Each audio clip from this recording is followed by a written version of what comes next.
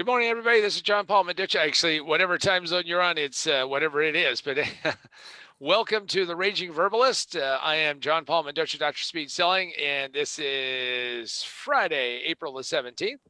And we have a very interesting topic to go over today, and hopefully you learn a lot. You get better at this, especially since we are all hunkered down, it seems, globally.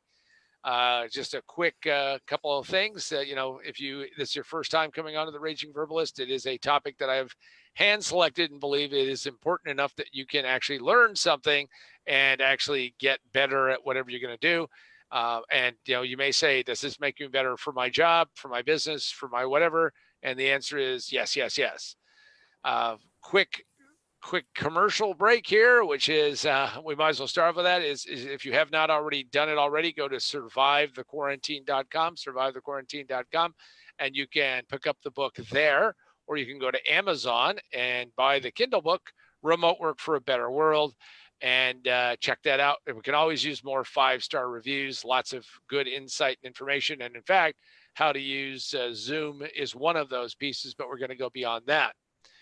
Now, the point of today is in fact talking about a tool chain and how important a tool chain is. And I know that a lot of you may or may not know this expression or know what this is or how this is put together. But the key factor of it is that every single one of us needs to know how to use our tools better. Now, this is essential because every day you use your tools. I'm sitting here right now and I'm using a variety of them to actually do this show and do this program.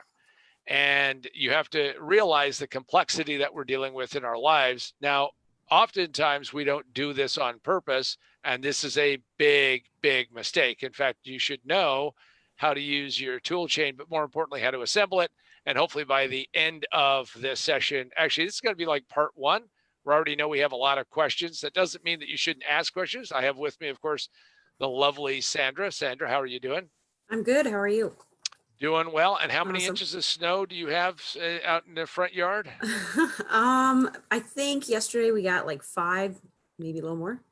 Wow. So, all right. And again, I don't even tell her how little snow we're getting here, but just remember, if it was snowing in Southern California, we'd have to be worried about even other things, zombie apocalypse or something like that. So good. All right. So I'm gonna just kick it off by handing it to her and say, okay, what is the first question? Where do we start this whole thing about, this tool chain? By the way, if you had not seen the image where Sandra made me thinner and buffer, I appreciate that. And wearing a tool belt, magic of Photoshop. I'll tell you, we ought to do the Photoshop diet. I think we could make a ton of money with that, Sandra, don't you? Yes, definitely. Watch out, Atkins. Yeah, eat what you want. We'll make you look better in post. All right. There you go. So where do we kick it off today? Yeah. Why is the tool chain important? Well, that's a really good question. And a tool chain is important, is that whenever you're going to accomplish anything, you really do need a tool chain. And what you need to do is you need a variety of tools.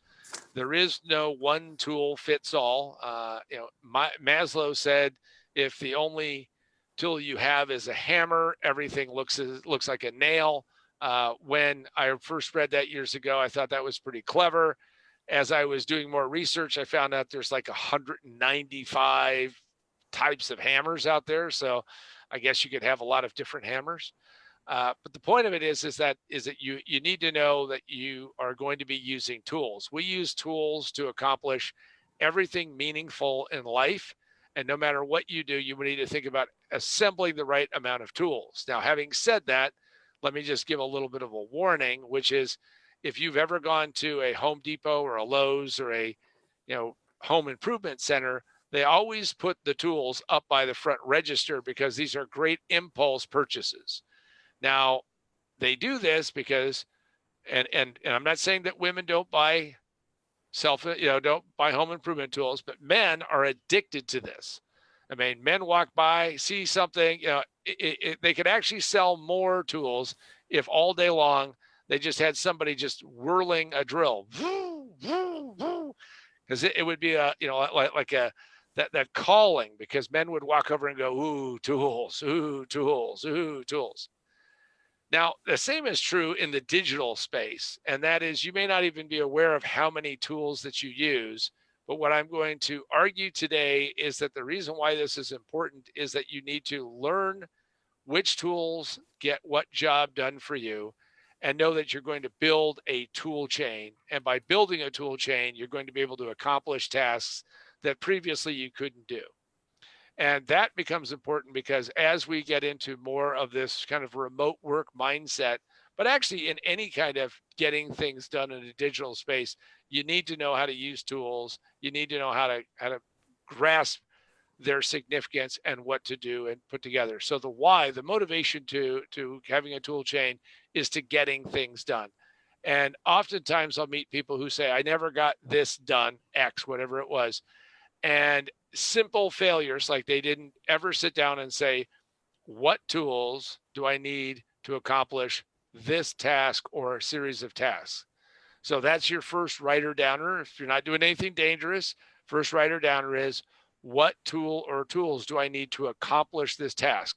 And oftentimes you won't know what tools you're going to need. And therefore you will have to go out and start figuring those out. And we'll talk about that a little bit later on.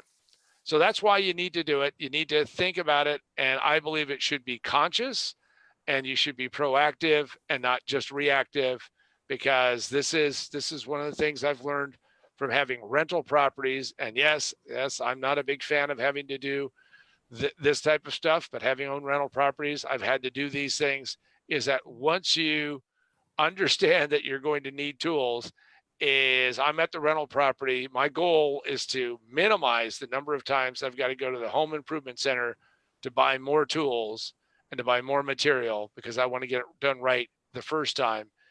Rare is that the occasion. So that's why you should have an understanding and build a tool chain, which is what we're going to go into right now. So what is the and before I take another breath, just remember, through the Facebook group, you can send Sandra questions, and we will answer some questions today. We get some feedback that don't give enough time for that, so we will be doing that today. So make sure that you cogently say that. Be mindful. Don't be badass about it, but be nice about it. Okay. So what's our next question, Sandra? How many links do you need to actually have a chain? And I think that's a great question. And for those of you who don't know, Sandra, though she looks urbane and sophisticated, and all of that, actually grew up on a farm, and on a farm, you got chains, you got tools, you got everything right there. And when you're going to need something, real quick story. I'm driving with my father in his pickup, and my father loved his pickup. And we're driving with the pickup, and he just puts on the brakes. Now this is a 67 Ford pickup, so stopping fast was an option. It wasn't really what you could do.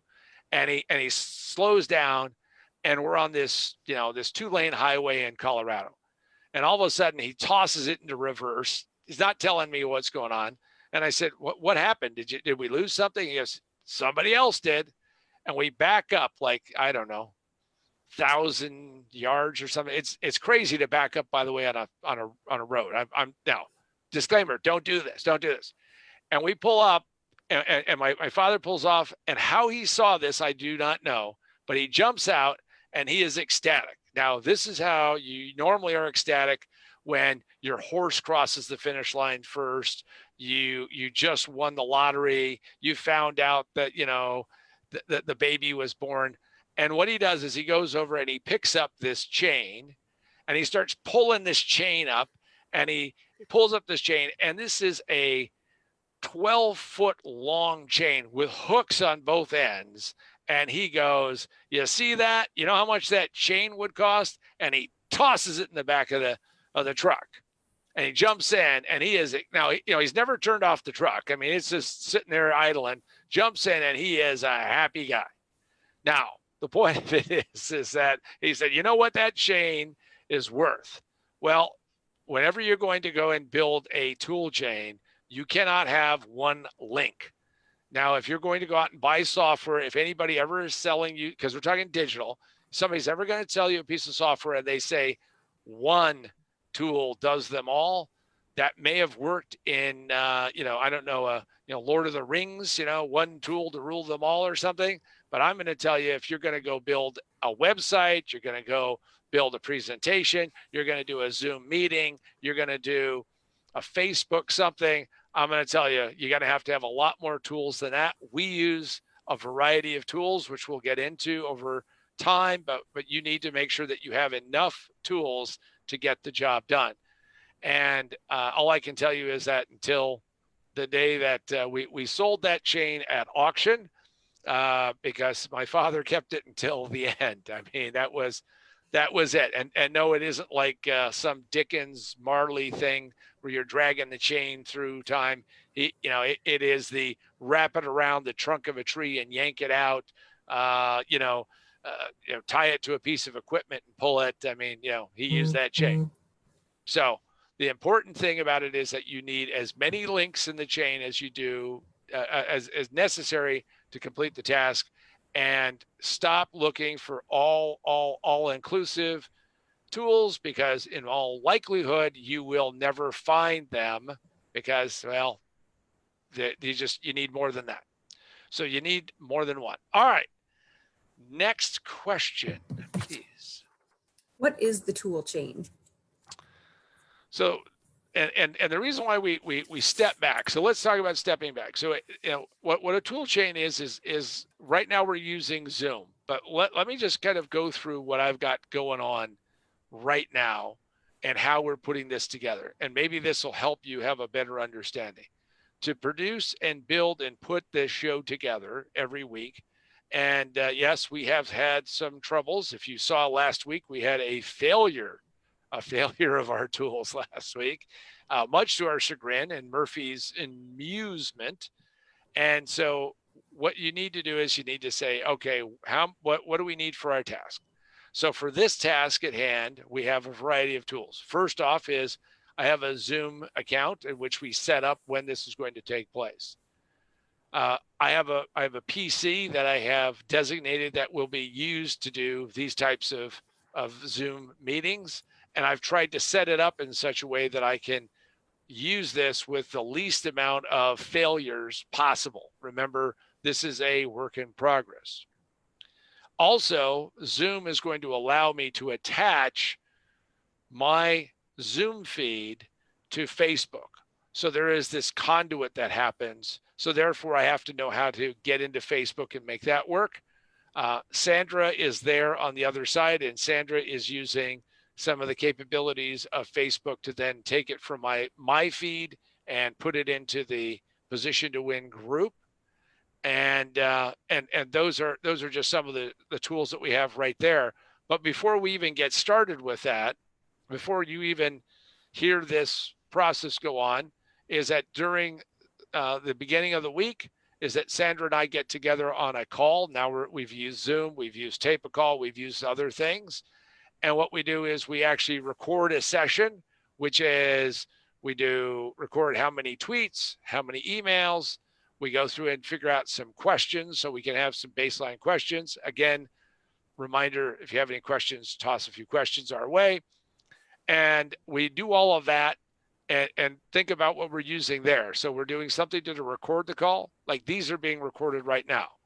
And Gabe is in the process of setting up the YouTube channel. So if you want to go to the YouTube channel and see the Raging Verbalist, I think we have 3 or 4 episodes already posted. Go there, mash that subscribe button and the notifications and alerts, and away we go.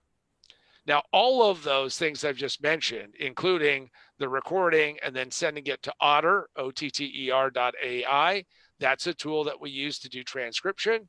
And then Sandra deftly takes that, converts it to a Google Doc, which she then shares, and away we go.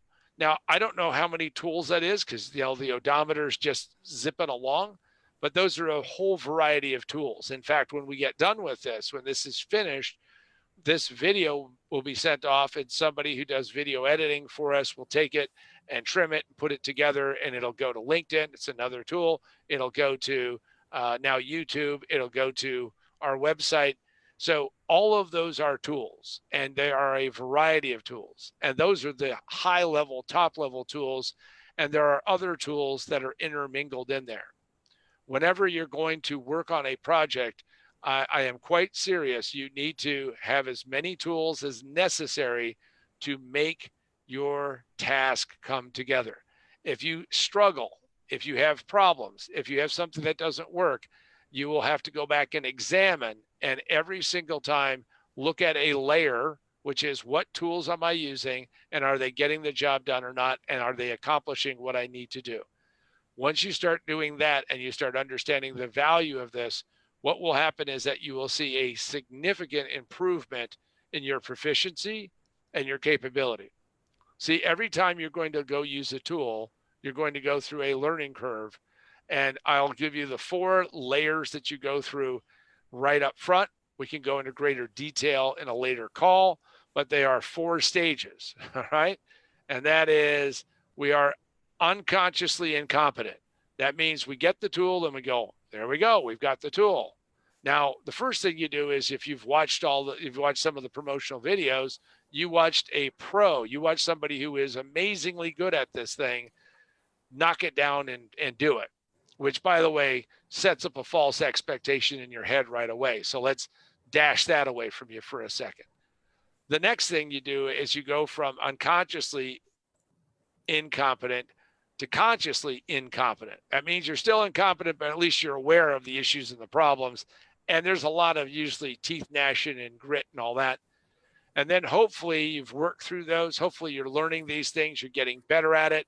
Because see, I always feel a little bit like the rat running through the maze to get to the cheese. And that's part of why when you start learning interfaces, you start zipping faster, start going longer. Longer. You start going faster and quicker through that maze, no matter how long it is. So now you get to where you're consciously competent. Now, consciously competent means you're still having to think through it. You're still doing point by point. You should start thinking about writing out the directions that you need and the settings and all that. Believe it or not, people rely upon the technology. No problem. I'm all for doing that. However, it will come back and it will bite you. Murphy will bite you because you will forget, or the settings will get lost.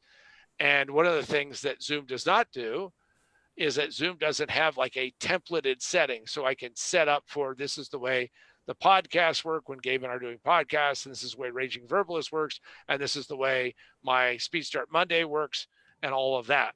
And then ultimately what you do is, if you get through all that, is you become unconsciously competent, which means that now you're the person who can do the promo videos and, of course, make everybody else wonder what's wrong with them.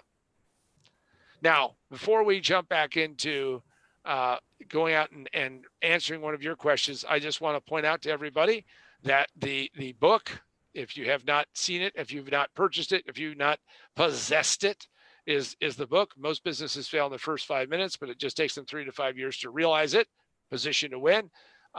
Labor of love, many years of effort, 2 years Gabe and I worked on it, has been out. It is out on Kindle and available in paperback. Order it through Amazon, Barnes & Noble, Books A Million, Powell's. Go to your favorite bookstore. Oh, you can't do that because they're all shut down. But you can order it online and you can get it delivered. And what better time to learn about how to position yourself better than right now? Because, well, you're sitting at home, so you can go do that. Also, just want to remind everybody you can go to the positiontowinbook.com. We have a quiz up there. Take the quiz, see how you score, see what happens to you. And finally, of course, is that the new book on remote work for a better world. You can go pick that up at Amazon. It's only 99 cents. Come on, you're not going to Starbucks anyway. So pick up the book. What excuse do you have? All right. So, Sandra, do we have a question from the audience? Is it true that everyone has a tool chain, whether they know it or not? Well, that's a good question.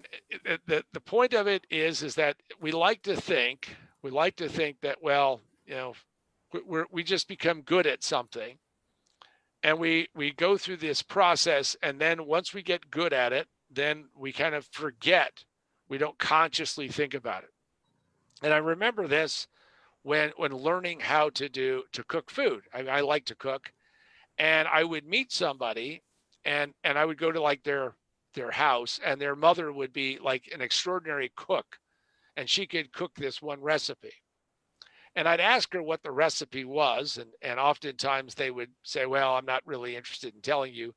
But oftentimes it's because they didn't know actually what the recipe was, because they never wrote it down. In fact, they didn't even know all the tools that they use. Now, when you cook, I mean, if you ever want to see gadgets galore, go to a store that sells gadgets on for people who want to be, connoisseurs and chefs and all that, because there's a gadget for everything.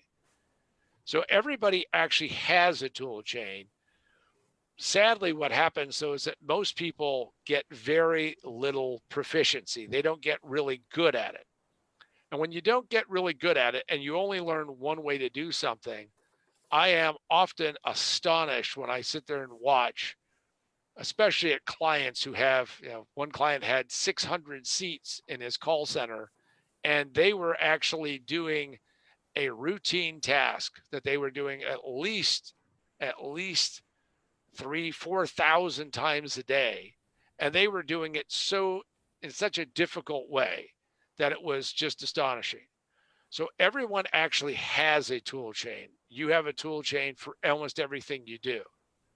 The real question is how much of that tool chain do you use? How far do you go with it?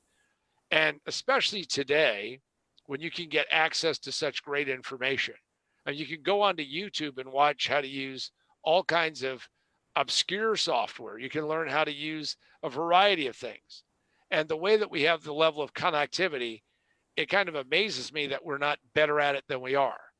But part of it may be that we don't have the organizing principle. See, and whenever humans need to do something, we have to kind of organize it in our head. How are we going to do this? What are we going to need? How do we put it together? And a tool chain is just that. Now, if you do it haphazardly, if you never sit down and figure it out, if you never lay it out, then what happens is that you waste a lot of time. In fact, you probably don't get the best results because you've not learned how to properly use these things. And this is a very critical problem, especially in business. So if you're in business or you're in sales or you're in marketing or you're trying to persuade somebody, you need to become pretty handy with your tools. You need to become really good with your tools. You need to learn how these tools work. And then you have to realize that this isn't the only tool that you're going to learn. You're going to learn other things. So everyone has, and this is why it's such a good question, everybody has a tool chain, but the real question is, are you doing it on purpose? This is another thing that you should write down, especially if you're not doing anything dangerous, is that every tool that you use, you should kind of gauge yourself.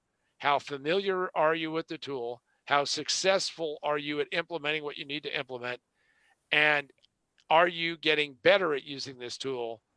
And how are you effectively putting this tool to use? See, tools were invented. We humans are very clever.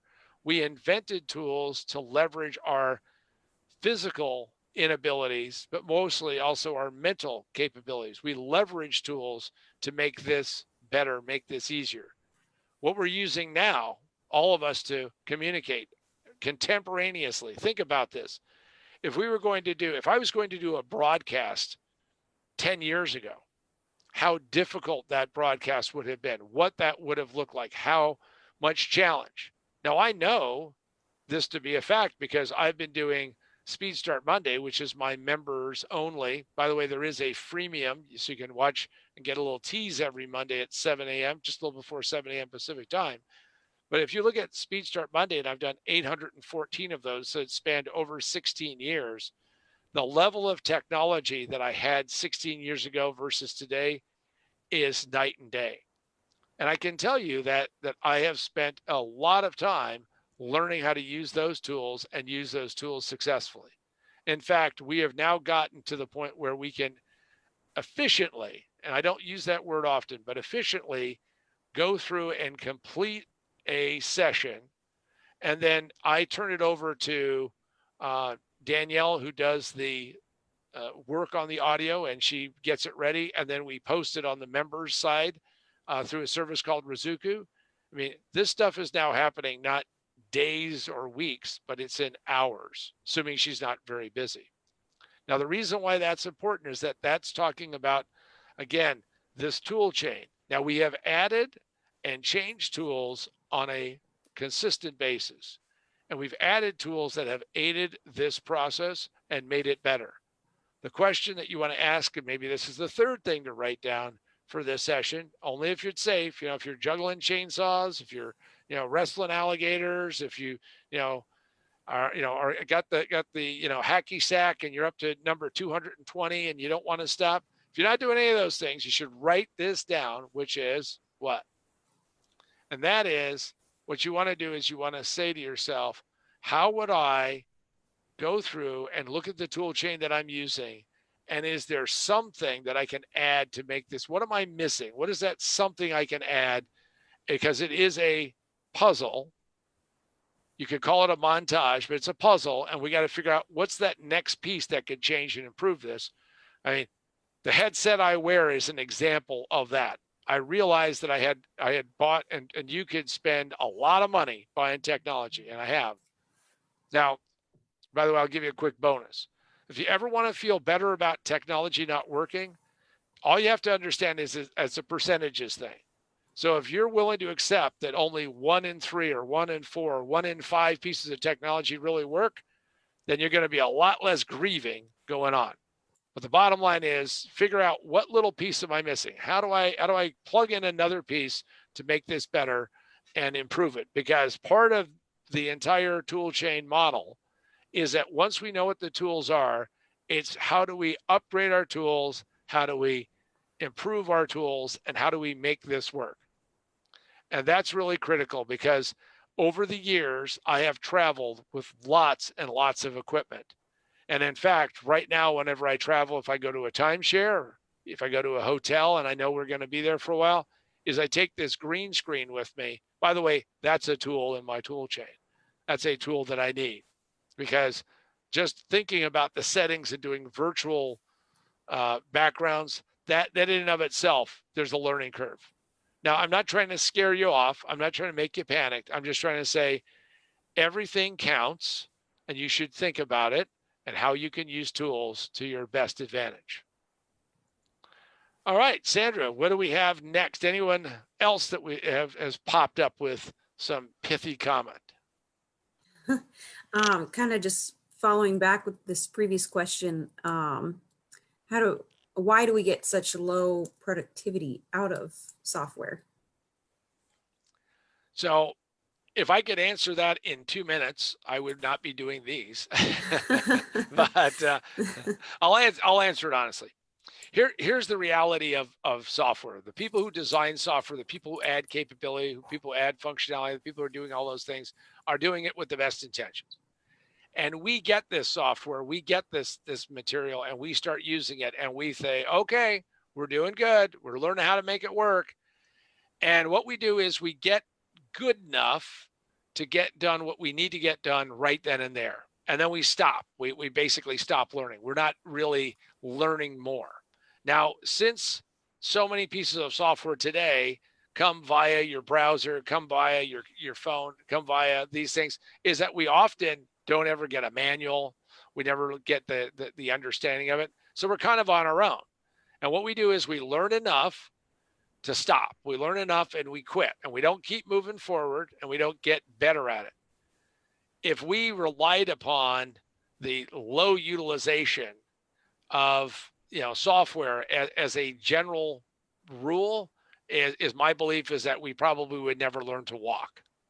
Because if you ever watch a little kid learning how to walk, a little baby gets up, falls down, gets up, falls down, gets up, falls down. I mean, it's like, are you kidding me? When's this kid going to figure this out? Now, I know some of you, and I remember from my drinking days that it was the same kind of thing, but it was a different cause for me falling down. But anyway, the point of it is that what we have to do is we have to go, okay, this isn't working, so I don't want to fall down again. So what do I do? Hence, how I've changed the configuration just from last Friday to today.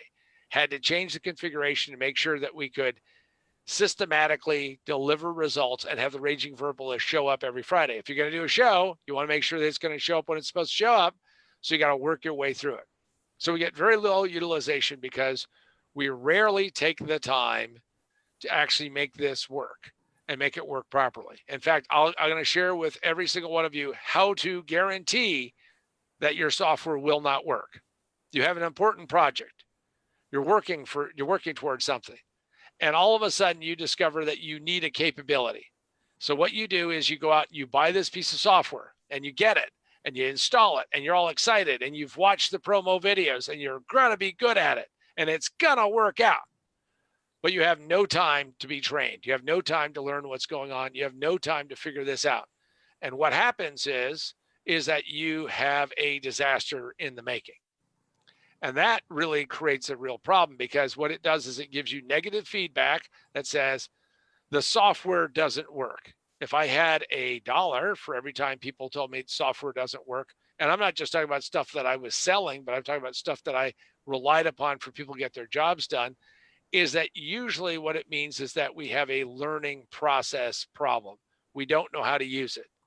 Every single piece of software, every single tool has its own learning curve. Everything that you need to do has a learning curve. Now, part of that learning curve can be shortened by going out and finding expertise and finding people who can help you understand what you need to do to get the job done. And I understand the absolute adamant push against, that grinding of the gears and say, I don't really want to be that person who's always on the treadmill learning that next piece of software. I just want to get my job done. Well, I'm going to tell you right now that your job, especially if you're going to be part of this digital world, is that we have to learn how to use these things. Now, they are better than they were before, but they still have issues. They still have problems. They still have things that you have to go and figure out. So part of it is to get your head wrapped around that that's the way it's going to be and not let that stop you from becoming successful. If you don't, what will happen is that you're not going to be clear on what needs to happen. I can tell you that the first time that you're going to go out and make something, let's take something in the physical world. The first time you're going to make lasagna, by the way, I turned out to be even though I have no Italian in me, I turned out to be a killer lasagna maker. Though, first off, nobody wants to make lasagna in their house for real because the first rule is you dirty every pot in the entire thing. Everything has to get dirty. Next thing is that you got to give yourself like a lot of time to make lasagna because you're going to have to go through a lot of different steps. And then once you get through cooking all the ingredients, then you got to assemble this thing. You ever see on the box where it says some assembly required? Well, on the lasagna noodles, it should say a lot of assembly required. And you go through this process, you have to assemble it. Well, part of low utilization off of tools is that we have that learning curve. Now, part of the motivation of writing the book that we have on Survive the Quarantine, which is Remote Work for a Better World, is to take the collective insights of all of us. And again, it wasn't just myself and Gabe, but our entire team, and bring that team together and write different sections and then work to get those ideas and concepts and thoughts pulled together. So therefore you can go out there and get a better result. It should shorten your learning curve significantly, and it will get you through some of the issues that we've had to frankly run into and stub our toes in other parts by slamming into the glass door kind of thing. And part of it is just learning how to do that. So if you want to know how to make lasagna, we'll do that another Raging Verbalist. But if you want to learn how to do Zoom, go out and get the book, Remote Work for a Better World. It's available on Amazon. It's 99 cents. Come on, you're at home anyway. Check it out. And what I think you'll find is that you'll get better results by doing these meetings. I mean, when I started the process of going to video, I have to tell you, I was resistant to this. But 31 months ago, my client base, those people that I was working with, said, you know what, you need to have video. Video is important. Now, I was like, okay, maybe. Well, that was a arduous task and process. So we had to go through and learn how to do that. Now, when Gabe told me several months ago, John, why don't you learn how to take Zoom and connect it to Facebook and then do a little freemium So every Speed Start Monday, you can go and do a little bit of, 7 to 10 minutes, tell people an idea or a concept, and use that as a promotional. People get valuable information, by the way. I mean, yeah, I do a pitch. Okay. Mea culpa, I'm telling you that right now because I'm here to sell, but you also get great information. So I started doing that. And that was another, what I call experiment in terror, which should be the next thing you write down, which is as you're learning these things, some of them can be an experiment in terror. Don't take them personally. See, the software doesn't care that you don't know how to use it. Now, you may find out that the software doesn't work at all, but hopefully what you've done is you've been smart enough to pick the right software and it does work, but you just don't know how to do it. So it's very important to know that utilization is very low because it's all about priorities and time and how you go and spend the time to learn how to utilize it the best way you can. Okay, Sandra, we probably have time for one more question. All right. Are tool chains equal to technology stacks, i.e. Marketing stack, Facebook ads, CRM, automated email application, lead magnet, then there's sales tech stack, a podcast tech stack, a Facebook live tech stack, etc. Wow, somebody had the tool they used was how to learn how to quickly type all this stuff up. Every single one of those is interlocked and interrelated. So let's just take one thing in there. So all of those are potentially tool chains because you need tools to accomplish every single one of those things. So if you're going to do a sales stack, if you have a sales stack or actually a sales process, during the sales process, there will be a series of tools that you will use. Now, oftentimes, since we call it a tool chain, we think of these tools as being interrelated and interconnected. Now, while that's true in the physical world, it may not be true in the digital world because like doing follow-up, the question is now, let's just take a little microcosm of that because I think this is valuable. Let's say you need to follow up with somebody. Bob or Sally is your prospect and you need to get back to them. Well, at one point in time, we had just very few ways to get back to the prospect. Now, we could go physically see them. Well, now with the coronavirus, we can't do that. But we still have all the other methods by which we can do contact, all the other methods by which we can then reach out to them because the point, so we're back to purpose. So what is the purpose of this tool chain, which is to go back? So the goal is to connect with this prospect or customer. So if that's the purpose, that's the driving factor. Now we are trying to deliver a message of some kind. Now we do want to connect with them, so we need to make sure that that happens and that link takes place. But we actually have to send and deliver a message. So even before you start thinking, how am I going to do this? Now you can use a phone, but before we even do that, so what is the message that we're trying to deliver to them? What are we trying to say? What are we trying to convey? How are we trying to motivate them to go to that next step and do something else? What does that look like? How do we build that message? I will tell you right now that most sellers, like 90% of sellers who get a hold of somebody, and I don't care how you do it, and I'll give you the different ways to do it in just a second, rarely have a clear cut series of statements of why they're contacting them, why they're doing that. See, we need a reason why other than, hey, I need the money, so I'm contacting you. We need to have a reason why that we're going to do that. So if the purpose is to communicate and the message is what we're going to deliver, so that message has to now be encapsulated. And I would say if you have 5, 10, 20 bullet points, that's good. Okay, now we have some talking points. So now let's talk about the tools. So we can send an email, but an email doesn't just happen, right? We don't just conjure it up out of the atmosphere, right? We have to go and write the email. We have to go address it. We have to do those things. When you write an email, what's going to be the subject? What's going to be the body? What are you going to say? Are you going to do attachments? Are you going to do, so we have to go through and look at that. So we have email, we have texting, we have phone calls, we have, sending people a link to going to a website, sending them to a video. So we have a series of ways, but all of those are tools and those are all methods by which we are delivering the message. most importantly is that if our goal is to connect with them and deliver the message, what do we want the message to have them do? To engage in a dialogue, to make a decision, maybe there's a buy now button. All of those go into the process of how we're going to build that chain.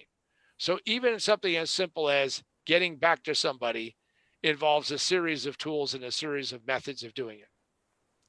And the point of it is that you have to decide which tools are appropriate at this point in time and what you're going to do. I can tell you right now that, and this will probably change over time. So if you're watching this in the future, something else will have cropped up. But I can tell you now that texting has been very successful recently. I can tell you that calling on the phone is much more difficult because people don't answer their phones. I can tell you that emails get thrown into the junk pile, but none of that matters because all of this is necessary. And maybe what you're doing is you're sending out a phalanx of different messages.